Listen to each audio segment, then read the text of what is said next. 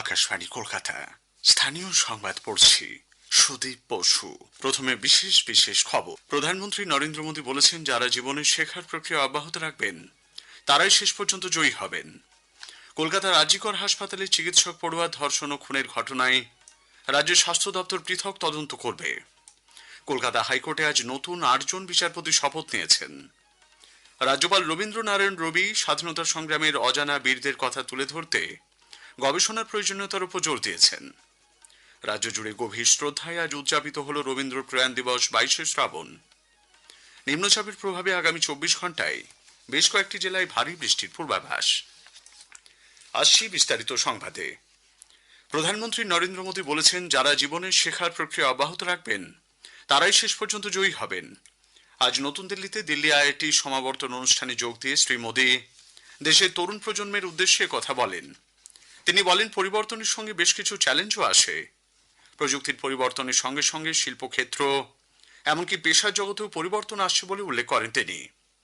প্রধানমন্ত্রী বলেন, যারা নতুন চ্যালেঞ্জের সমাধান খোঁজার সাহস দেখাবেন তারাই সমস্যাকে সুযোগে পরিণত করতে পারবেন। जो सीखेगा वो जीतेगा। छोटे छोटे कदमों ने आपको यहाँ तक पहुंचाया, आपको पीछे मुड़कर देखने का अवसर देगा। आज दुनिया की स्ट्रेटेजिक इक्वेशन बहुत तेजी से बदल रही है। आप जैसी प्रतिभाओं को गढ़ने की जिम्मेदारी उठाई। इन समस्याओं का समाधान करना जानते हर सदस्य मिलकर के जाइए। आपने प्रॉब्लम सॉल्व भी की और कुछ नया लेकर भी आए। কলকাতার আরজিকর হাসপাতালে চিকিৎসক পড়ুয়া ধর্ষণ ও খুনের ঘটনায় রাজ্যের স্বাস্থ্য দপ্তর পৃথক তদন্ত করবে। রাজ্যের স্বাস্থ্যমন্ত্রী শারদ মুখোপাধ্যায় আজ কথা জানিয়েছেন। সেই রাতে ঘটনার আগে ও পরে যারা ঘটনাস্থলে ছিলেন তাদের প্রত্যেককে জিজ্ঞাসাবাদ করা হবে বলে স্বাস্থ্যমন্ত্রী জানান। প্রয়োজন হলে কথা বলা হবে নির্যাতিতার অধ্যাপকদের সঙ্গেও। সেই অভিশপ্ত দিনে, সেই অভিশপ্ত রাত, যারা যারা ওর সঙ্গে ছিল, ডিউটি করেছিল, তাদের সকলকেই তলব করা হবে। ওই মৃত্যু ঘটে যাওয়ার পরে যারা যারা এসেছিলেন, কেন এসেছিলেন, কি করতে এসেছিলেন এবং এসে কি করেছিলেন, এইটুকুই আমরা তদন্ত করব। তদন্ত থেকে যেটুকু বেরোবে নির্যাস, সেই নির্যাসটা তদন্তকারী সংস্থা যেগুলো আছে তাদের হাতে তুলে দেওয়া হবে। বিচার করার ক্ষমতা স্বাস্থ্য দপ্তরের নেই। খালি খতিয়ে দেখতে পারি, আমরা সাহায্য করতে পারি তদন্তকারী সংস্থাকে কি কি হয়েছিল, তার ইনফরমেশনটা আমাদের তরফ থেকে তাদের কাছে তুলে দেওয়া হবে। অভয়া স্মরণে আগামীকাল রাজ্যের সমস্ত হাসপাতাল ও স্বাস্থ্যকেন্দ্রে সকাল 11টা থেকে 2 মিনিটের নীরবতা পালন করা হবে বলেও জানান স্বাস্থ্যমন্ত্রী। উল্লেখ্য, 2024 সালের 8ই আগস্ট রাতে আরজিকরে কর্তব্যরত অবস্থায় ওই তরুণী চিকিৎসককে ধর্ষণ করে খুন করা হয়। তদন্তে উঠে আসা সমস্ত তথ্যই কেন্দ্রীয় তদন্তকারী সংস্থাকে জানানো হবে বলে স্বাস্থ্যমন্ত্রী এদিন জানিয়েছেন। তৃণমূল কংগ্রেস ছেড়ে এনসিপিআইতে যোগ দেওয়া মুর্শিদাবাদের 2 সাংসদ আবু তাহের খান এবং খলিলুর রহমান আজ মুখ্যমন্ত্রী শুভেন্দু অধিকারীর সঙ্গে সাক্ষাৎ করেছেন। এসআইআরের পর ভোটার তালিকা থেকে নাম বাদ পড়া মানুষজনের অসুবিধার কথা তারা মুখ্যমন্ত্রীর কাছে তুলে ধরেন। পাশাপাশি এলাকার উন্নয়ন নিয়ে একটি স্মারকলিপিও মুখ্যমন্ত্রীর হাতে জমা দিয়েছেন তারা। পরে এক সাংবাদিক সম্মেলনে আবু তাহের বলেন, বৈধ ভোটারদের অযথা হয়রানি করা হচ্ছে। কলকাতা হাইকোর্টে আজ নতুন 8 জন বিচারপতি শপথ নিয়েছেন।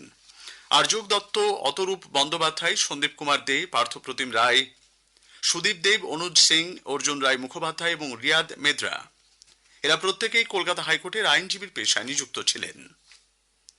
পশ্চিম মেদিনীপুরের শালবনির জমি প্রতারণা মামলায় তদন্তকারী সংস্থা সিআইডি আজ তৃণমূল সাংসদ অভিষেক ব্যানার্জির আত্মসহায়ক সুমিত রায়কে জিজ্ঞাসাবাদ করছে। আজ সকাল 11টা নাগাদ সুমিত রায় ভবানী ভবনে হাজিরা দেন।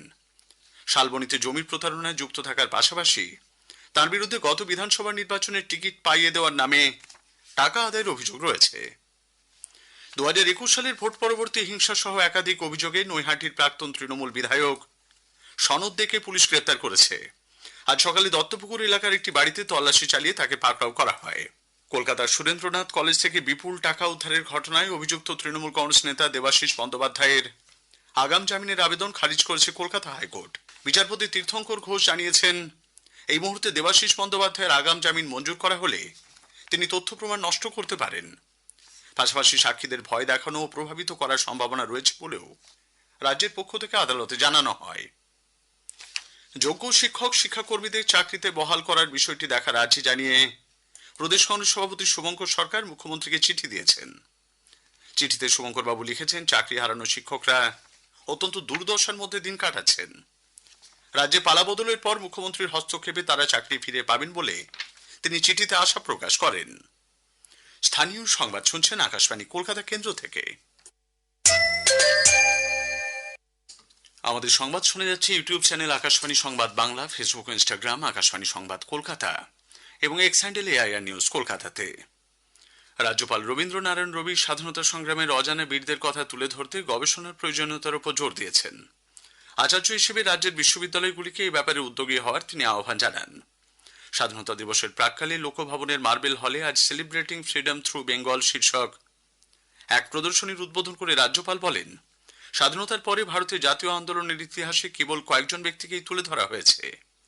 স্বাধীনতা সংগ্রামে অসংখ্য মানুষ তাদের জীবন উৎসর্গ করেছেন। তাদের কথাও নতুন প্রজন্মের সামনে তুলে ধরতে হবে।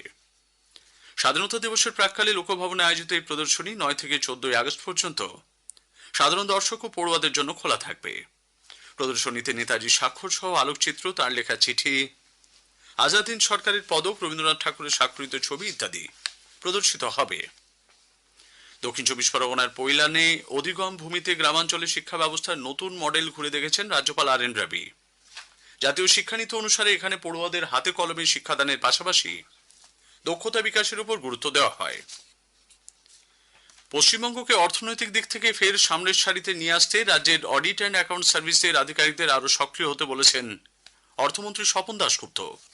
নিউ টাউনের বিশ্ববাংলা কনভেনশন সেন্টারে আজ একটি সেমিনারে অর্থমন্ত্রী বলেন, আমরা তো পশ্চিমবঙ্গে একটা ছোট গণ্ডির মধ্যে থাকছি না, আমরা সারা ভারতবর্ষের মধ্যে একটা অঙ্গ। আর সারা বিশ্বের সঙ্গে যে কি ট্রেন্ডস গুলো চলছে সেগুলো সম্বন্ধে একটা ওয়াকিবহাল না হলে আমাদের এই সার্ভিসের মূল্যটা কমে যায়। We were isolated. তো এখন এই ধরনের একটা রিইন্টিগ্রেশনটা খুব বিশেষ করে দরকার। অনুষ্ঠানে রাজ্যের উচ্চশিক্ষামন্ত্রী জগন্নাথ চট্টোপাধ্যায় বলেন, আর্থিক ব্যবস্থাপনার ক্ষেত্রে রাজ্য সরকার জিরো টলারেন্স নীতি গ্রহণ করেছে। আপনি ফিনান্সিয়াল অ্যাডভাইজার বলে সরকারের উন্নয়ন যোগ্যে অন্তরায় হওয়া বা অন্তরায় হওয়ার প্রচেষ্টা করা আপনাদের সার্ভিসের প্রতি আপনাদের পাপ কাজ হিসেবে বিবেচিত হবে। এখন থেকে রাজ্যে জাতীয় সড়ক ও রাজ্য সড়ক সহ অন্যান্য বড় রাস্তায় যথাযথ অনুমতি ছাড়া টোটো বা ই রিক্সা চলাচলের উপর নিষেধাজ্ঞা জারির সিদ্ধান্ত রাজ্য সরকারের। রাজ্য পরিবহন দপ্তরের প্রধান সচিব ডক্টর রবীন্দ্র সিং গতকাল রাজ্য পুলিশের শীর্ষ আধিকারিকদের চিঠি দিয়ে নিয়ম লঙ্ঘনকারী ই রিক্সার বিরুদ্ধে ব্যবস্থা গ্রহণের কথা বলেছেন। রাজ্য জুড়ে গভীর শ্রদ্ধায় আজ উদযাপিত হল রবীন্দ্র প্রয়াণ দিবস 22শে শ্রাবণ।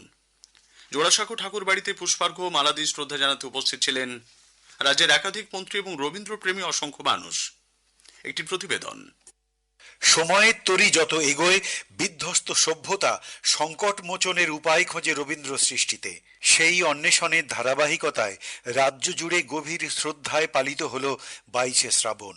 যদি দূরে যাই চলে তবু মনে রেখো। সকালে মুখ্যমন্ত্রী শুভেন্দু অধিকারী বিধানসভা ভবনে কবির প্রতিকৃতিতে পুষ্পার্ঘ্য অর্পণ করে শ্রদ্ধা জানান।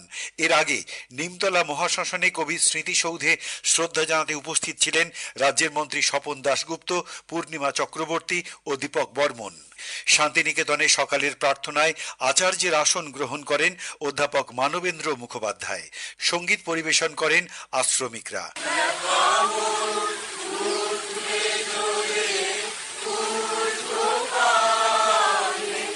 সন্ধ্যায় রাজ্য সরকারের উদ্যোগে রবীন্দ্র সদনে তথ্য ও সংস্কৃতি দপ্তরের প্রতিমন্ত্রী পূর্ণিমা চক্রবর্তী বলেন, আজ রবীন্দ্র আদর্শকে ধারণ করার দিন। 22শে শ্রাবণ আত্মমন্থনের দিন, মানবিকতার দিন এবং রবীন্দ্র আদর্শকে নতুন করে ধারণ করার দিন। এবারেই প্রথম কবি স্মরণ অনুষ্ঠানে অংশ নেয় বিভিন্ন বিদ্যালয়ের ছাত্রছাত্রীরা।